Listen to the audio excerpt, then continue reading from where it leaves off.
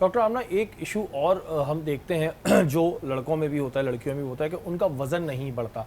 क्या ये बीमारी है या अगर बढ़ाना चाह रहे हो तो इसके पीछे क्या साइंस क्या है? बहुत से लोग कहते हैं जी हमारा वज़न नहीं बढ़ता, कितना खा लें, हम तो पानी भी पीने बढ़ जाता है। बहुत अच्छा क्वेश्चन है। हाँ। और इस पे डेफिनेटली एक अलग से एक लंबी बात होनी चाहिए थी। स्किनी लोग जो होते हैं ना वो अपने आप को काफ़ी ब्लेस्ड समझते हैं, ब्लेस्ड भी होते हैं क्योंकि उनका मेटाबॉलिक रेट जो वो काफ़ी इंक्रीज्ड होता है। वो जो भी खाते हैं उनको लगता नहीं है, ऐसी बात होती नहीं है।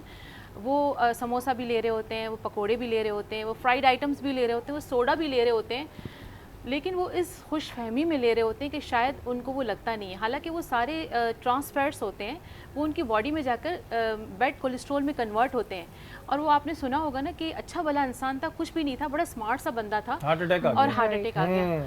ये वाले जो पेशेंट्स होते हैं, ये वाले जो लोग होते हैं, बड़े खतरनाक होते हैं कि बाहर से वो बिल्कुल ठीक ठाक नज़र आ रहे होते हैं, और जब हमारे पास क्लिनिक में आते हैं, उनकी स्क्रीनिंग करते हैं हम लोग, उनका HbA1c इंक्रीज़ होता है, हाइपर कोलेस्ट्रीमिया होता है उनके TGs इंक्रीज़ होते हैं, उनके शुगर लेवल्स बिगड़े हुए होते हैं, क्योंकि वो उनकी सारी चीज़ें हिडन होती हैं। तो ऐसे पेशेंट्स को चाहिए कि अच्छा एक और चीज़, जब ऐसे पेशेंट जिम में जाते हैं या वॉक करते हैं तो उनको कहते हैं अच्छी भली तो वॉक क्यों कर रही हो, वॉक करने की आपको ज़रूरत नहीं है। तो ऐसे पेशेंट्स को चाहिए, ऐसे लोगों को चाहिए कि लोगों की बातें ना सुने, और बैड कोलेस्ट्रॉल या ऐसी कोई चीज़ें वो उनको स्पेशली हाथ ना लगे। आपको अगर वेट इंक्रीज़ करना है, सॉरी, अगर आपको वेट इंक्रीज़ करना है तो जिम वाले जो आपको इनकरेज कर रहे होते हैं कि आपको प्रोटीन शेक्स लेने चाहिए, उससे भी आप कोशिश करें कि वो भी ना लें।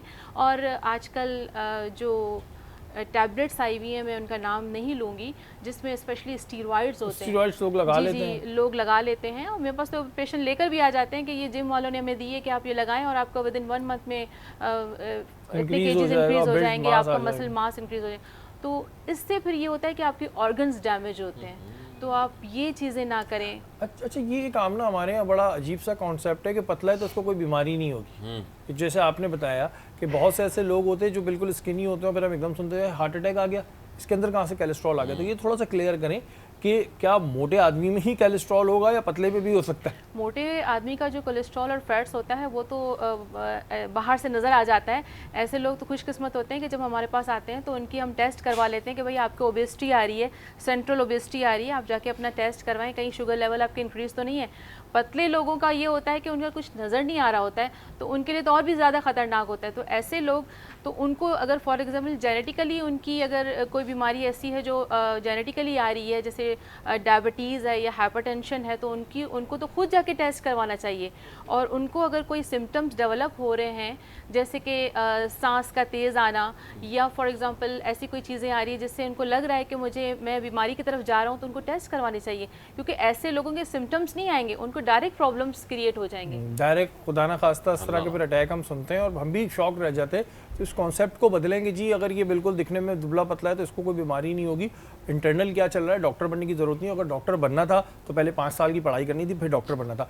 अच्छा, एक जो हम बात सुनते हैं वो ये सुनते हैं कि जो थायराइड्स होता है अगर किसी को, तो वो आपके मेंटल हेल्थ पे बहुत असर करता है, ये बात सच है? देखिए, जो भी बीमारी इंटरनली हमें फिजियोलॉजिकली हो रही होती है, उसका डायरेक्टली एंड इनडायरेक्टली हमारे स्ट्रेस से ताल्लुक़ तो ज़रूर होता है।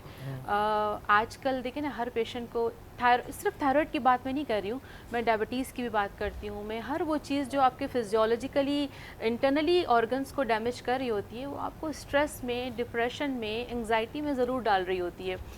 जैसे हम बात करते हैं डायबिटीज़ की बात करते हैं, तो डायबिटीज़ की अगर हम बात करते हैं तो इसके अंदर भी हमें डिप्रेशन हो जाता है। पेशेंट हमारे पास डिप्रेशन में आ रहे होते हैं, एंग्जाइटी में आ रहे होते हैं, स्ट्रेस में आ रहे होते हैं। इस तरीके से थायराइड जब इंक्रीज़ होता है तो उसके साथ काफ़ी चीज़ें आ रही होती है। आपका कोलेस्ट्रॉल लेवल इंक्रीज़ हो जाता है, आपका विटामिन D लेवल डिक्रीज़ हो जाता है, आपका यूरिक एसिड लेवल इंक्रीज़ हो जाता है, T3 T4 या तो डिक्रीज़ हो जाते हैं या तो इंक्रीज़ हो जाते हैं। पूरा सिस्टम जो एक थायराइड ग्लैंड जो या नेक के अंदर होता है, वो आपको ऑर्गेनाइज करके चल रहा होता है, तो वो पूरा सिस्टम आपका बिगड़ जाता है। तो भाई जितने भी लोग, अल्लाह वैसे तो अल्लाह ताला सबको महफूज रखे, अगर कोई इस तरह की बीमारी हो तो उस पर फौरी तौर पे चेकअप कराएं। और अपने तौर पे जो ये आप लोग साइंस लड़ा रहे होते हैं ना, ये ना किया करें। मैंने तो बहुत से लोगों को देखा, टेस्ट कराते हैं, खुद ही पढ़ते हैं, बोलते हैं सही है। तो भाई डॉक्टर जो इतना साल पढ़ के आए उनको दिखाएं और इन मसलों को ज़्यादा ना बढ़ने दें।